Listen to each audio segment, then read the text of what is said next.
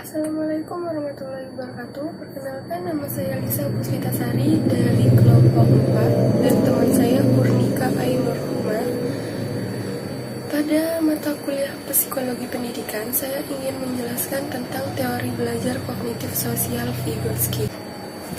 Perkembangan kognitif sosial Vygotsky. Nah, di sini ada profil dari Vygotsky. Nama lengkapnya itu Lev Seminov Vygotsky, tepatnya pada 17 November 1896. Ia tertarik pada psikologi sosial sejak usia 28 tahun. Sejak tahun 1970-an, teorinya berpengaruh di Amerika Utara. Vygotsky dalam menyalurkan pemikiran-pemikirannya di dunia psikologi kerap menghadapi rintangan oleh pemerintah Rusia saat itu. Perkembangan pemikirannya meluas setelah ia wafat pada tahun 1834, dikarenakan TBC.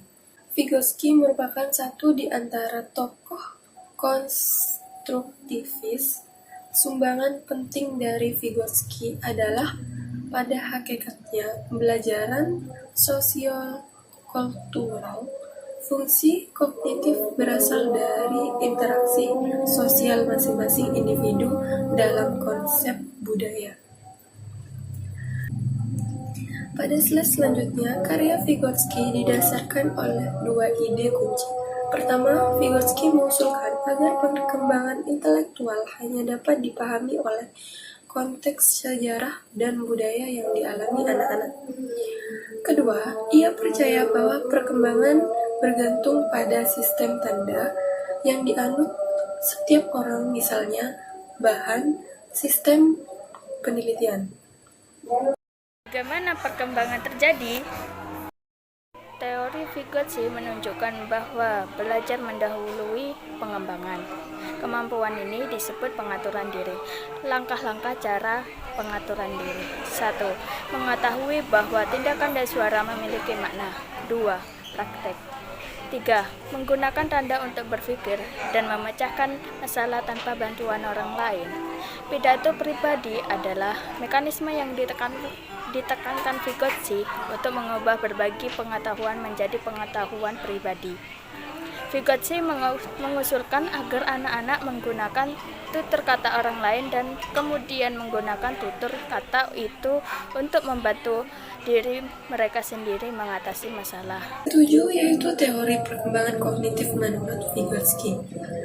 1. Zone of Proximal Development, yaitu ZPD, adalah serangkaian tugas yang terlalu sulit dikuasai oleh seorang manusia atau anak-anak secara sendirian. Akan tetapi, kesulitan tersebut dapat diatasi dengan bantuan dari orang dewasa atau teman sebaya yang lebih mampu darinya yang bisa membantunya.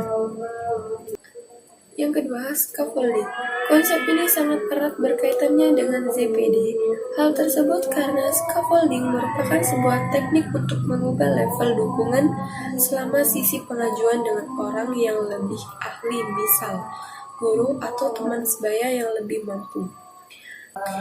Scaffolding juga disebut sebagai memberikan sejumlah bantuan kepada seorang anak selama tahap pembelajaran. Yang ketiga, bahasa dan pikiran. Menurut Vygotsky, manusia menggunakan bahasa untuk merencanakan, membimbing, dan memonitor perilaku mereka. Manusia menggunakan bahasa bukan hanya untuk komunikasi sosial, tetapi juga untuk membantu mereka untuk menyelesaikan tugas. Penerapan teori Vygotskian dalam mengajar.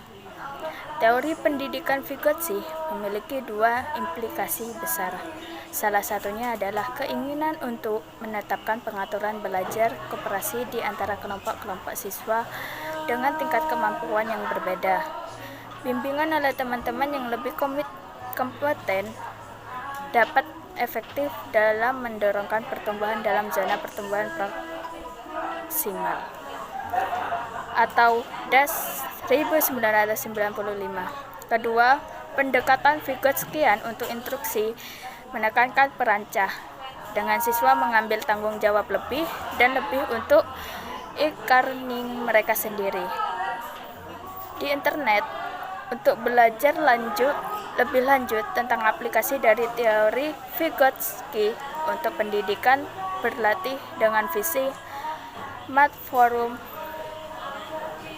ORG atau Macet atau Vygotsky HTML. Teori ke praktik aplikasi kelas dari teori Vygotsky. Jika seseorang anak tidak dapat mengenali bunyi dengan kata bahkan setelah diberi banyak saran, sang anak mungkin tidak segera memperoleh manfaat dari petunjuk dalam keterampilan ini. Praktek keterampilan yang dikenal sebelumnya dan pengenalan konsep yang terlalu sulit dan rumit memiliki dampak positif. Guru dapat menggunakan informasi mengenai kedua tingkat pengembangan maksimal milik Vygotsky dalam mengorganisasi kegiatan kelas. Sekian presentasi dari kelompok 4. Mohon maaf jika ada kesalahan. Wabillahi taufiq wal hidayah. Assalamualaikum warahmatullahi wabarakatuh.